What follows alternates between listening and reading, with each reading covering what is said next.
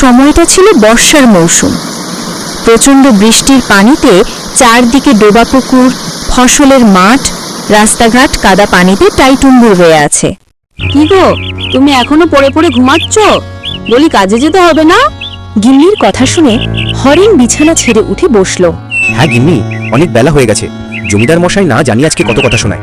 তুমি বরং আমাকে কিছু খেতে দাও।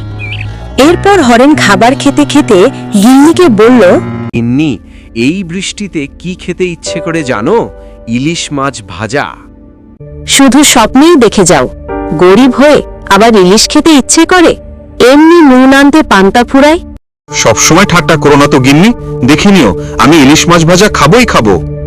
এরপর হরেন গিন্নির সাথে রাগ করে খাবার না খেয়ে জমিদারের বাড়ি কাজে চলে গেল।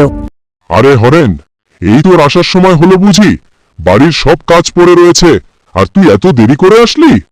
জমিদার মশাই, বাইরে অনেক বৃষ্টি হচ্ছিল, তো তাই একটু দেরি হয়ে গেছে আসতে। ঠিক আছে হরেন, কাজে লেগে পড়। সংসারের সব কাজ করে দিয়ে তারপরে যাবি। আর এরপর থেকে যদি দেরি হয় তোর মাইনে থেকে আমি টাকা কাটবো। জমিদার মশাই, আপনার সাথে একটা কথা ছিল। আমার এই মাসের মাইনে থেকে যদি কিছু টাকা দিতেন অগ্রিম, একটা ইলিশ মাছ কিনতাম। অনেকদিন ধরে শখ ইলিশ মাছ খাওয়ার। তোদের গরিবদের এই একটাই সমস্যা, সারাদিন শুধু টাকা আর টাকা করিস, কাজের বেলায় তো খুবই ফাঁকি দিস। আমি এখন কোনো টাকা দিতে পারবো না, যা গিয়ে কাজে লেগে পড়। এরপর হরেন কাজ শেষ করে জমিদার বাড়ি থেকে বের হয়ে দুঃখ মনে রাস্তা দিয়ে বাড়ির দিকে রওনা দেয়। হরেন বাড়িতে ফিরে আসলো আর বাড়িতে এসে দেখল গিন্নি রান্না করছে। তাই পিছনে দাঁড়িয়ে বলল, গিন্নি, ও, তুমি এসেছো? মুখটা অমন করে রেখেছো কেন? সকালের রাখি এখনো কমেনি? গিন্নি, মনটা একটু খারাপ। জমিদারের কাছে কিছু টাকা চাইলাম, মাইনে থেকে টাকা তো দিলেই না, উল্টো অনেকগুলো কথা শোনালো। বললাম তো, ইলিশ মাছের শখ মাথা থেকে বাদ দিয়ে দাও। আমরা গরিব মানুষ, তুমি কেন বুঝতেছো না? ইলিশ মাছ হচ্ছে আমাদের ধরা ছয় বাইরের খাবার। গিন্নি, কালকে আমার বন্ধু দিনেশের বাড়িতে যাব। ওর একটা পুরনো জাল আছে, ওইটা নিয়ে আমি নদীতে যাব ইলিশ মাছ ধরতে। দিনেশ উঠানে গরুকে খাবার খাওয়াচ্ছে, তখন সেখানে হরেন গেল। বন্ধু, তোর পুরনো জালটা একটু আমাকে দিবি? নদীতে গিয়ে একটা ইলিশ মাছ ধরতাম। আমার তো জাল কেনার সামর্থ্য নেই এখন, কিন্তু খুব ইচ্ছে করছে একটা ইলিশ মাছ খেতে। হাতেও টাকা পয়সা নেই। দিনের ছিল বড়লোক, তাই তার মনে অনেক অহংকার ভরা ছিল। সে অহংকারী মনে হরেনকে বলল, না রে ভাই, এখন আমি ঝামেলা করতে পারবো না। আর সে জাল কোথায় রেখেছি এখন খোঁজার মতো টাইম আমার কাছে নেই। তুই বরং অন্য ব্যবস্থা কর। তুই এতটা বেঈমান আর স্বার্থপর, আমি গরিব বলে ইচ্ছে করেই তুই জালটা দিলি না।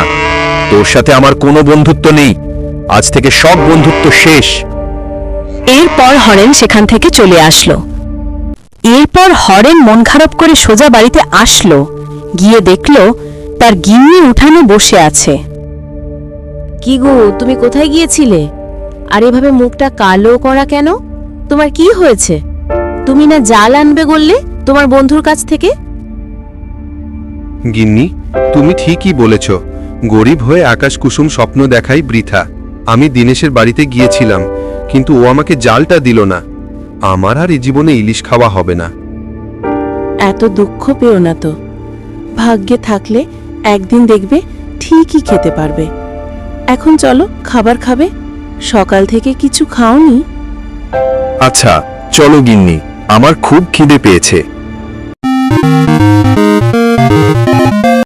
রমেশের বউ উঠানে বসে মুরগিকে খাবার খাওয়াচ্ছিল, তখন সেখানে হরেনের গিন্নি গেল। রমেশ বৌদি, কেমন আছো তুমি? হ্যাঁ গো হরেন বউ, ভালো আছি। তা তুমি কেমন আছো? বেশ তো অনেক দিন পরে আসলে। বৌদি, আমি তোমার কাছে এসেছিলাম একটা কথা বলার জন্য। তুমি তো অনেককে দিয়েই নকশিকাঁথা সেলাই করো, যদি আমাকে কিছু নকশিকাঁথা দিতে আমি সেলাই করে দিতাম, আমার অনেক উপকার হতো, সংসারে টানাপড়া কিছুটা হলেও কমতো। আমি তোমাকে নকশিকাঁথা সেলাই করতে দিতে পারি, তবে অগ্রিম বেশি টাকা দিতে পারবো না। 2000 টাকা নিতে পারো, বাকিটা সেলাইয়ের পরে পাবে। এরপর রমেশের বউ ঘর থেকে এনে কিছু নকশিকাঁথা হরেন বউকে দিল। এরপর হরিণের গিন্নি কাজের ফাঁকে ফাঁকে বেশ কিছু নকশিকাঁথা সেলাই করল। নকশি কাঁথা সেলাই করে হরেনের বউ বেশ কিছু টাকা জমালো। এরপর বাজার থেকে বড় দেখে একটি ইলিশ মাছ কিনে নিয়ে আসলো। হরেন গিন্নি মাছটা নিয়ে খুব সুন্দর করে রান্না করছিল। এরপর হরেন জমিদার বাড়ি থেকে কাজ করে বাড়িতে আসলো, আর আস্তে আস্তে সে ইলিশ মাছের ঘ্রাণ পেল। মনে মনে ভাবল, এই ইলিশ মাছের ভূত আমার মাথা থেকে নামবে না, ইলিশের ঘ্রাণ কোথা থেকে আসে। এরপর সে ঘরে গেল। বাইরে বৃষ্টি শুরু হয়েছে। গিন্নি রান্না করে হরেনের জন্য খাটের উপরে বসে বসে অপেক্ষা করছিল। তখন সেখানে হরেন আসলো।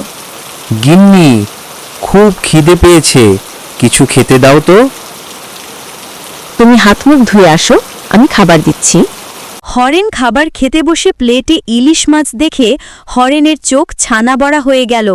আরে গিন্নি, তুমি এত বড় ইলিশ মাছ কোথায় পেয়েছ? তখন হরেন গিন্নি বলল, তুমি মাছ খেতে চেয়েছো আর আমি কিছু করব না? কিভাবে ভাবলে? তুমি তো আমাকে ভালোবাসো না, সব সময় বদমেজাজ করো। আমি তোমাকে অনেক ভালোবাসি। তোমার মন খারাপ দেখে আমি পাশের বাড়ি রমেশ বৌদির কাছ থেকে কিছু নকশি কাঁথা এনে সেলাই করলাম। বেশ কিছু টাকা পেয়েছি ওর থেকে। একটি মাছ আনছি আর কিছু টাকা রেখে দিয়েছি, ওই টাকা দিয়ে তোমাকে একটি জাল কিনে দিব। তোমাকে আর বদমাস জমিদার বাড়িতে কাজ করতে হবে না। গিন্নি, তুমি আমাকে এত ভালোবাসো আর আমি তোমার সাথে কত রাগ দেখাই, তুমি আমাকে ক্ষমা করে দাও। হয়েছে হয়েছে, বউয়ের সাথে কোনো ক্ষমা নেই। এবার খাবারটা কে বলো কেমন হয়েছে। এরপর দুজন মিলে খাবার খেলো। গিন্নির কাছে থাকা বাকি টাকা দিয়ে হরেন একটি জাল কিনল। আর এরপর থেকে হরেন কখনোই জমিদার বাড়িতে কাজ করতে যেত না। সুখে শান্তিতেই তাদের জীবন কেটে গেল। বন্ধুরা, আমরা জানি তোমাদের আমাদের ভিডিওটা খুব ভালো লাগে, তাই চ্যানেলটি সাবস্ক্রাইব করে নতুন ভিডিওর জন্য অপেক্ষায় থাকবো। বাই বাই বন্ধুরা।